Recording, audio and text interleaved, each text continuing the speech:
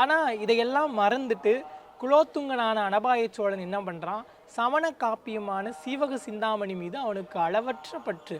ஏன்னா சீவக சிந்தாமணி அப்படிங்கிறது வந்து காம நூல்னு சொல்லுவாங்க. அதில் முழுவதும் வந்து காமம் சார்ந்த நூல் செய்திகள் வந்து சொல்லப்பட்ட ஒரு நூல்.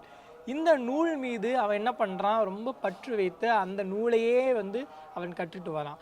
இப்போ இதை பார்த்த தலைமை அமைச்சரான நம்முடைய சேக்கிழாருக்கு மிகுந்த மன வருத்தம் இருக்குது.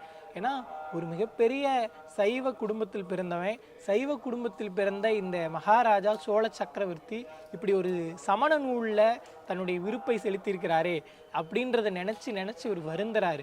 உடனே இதையெல்லாம் வந்து மன்னன் கிட்ட சொல்லணும், மன்னன் கிட்ட இதை எல்லாத்தையும் கொண்டு போக வேண்டும் அப்படின்னு என்ன பண்ணுறாருன்னா, சேக்கிலார் வந்து நம்முடைய குலோத்துங்க சோழன்கிட்ட இந்த சைவ அடியார்களுடைய பெருமையெல்லாம் கொண்டு போய் சேர்க்கணும்.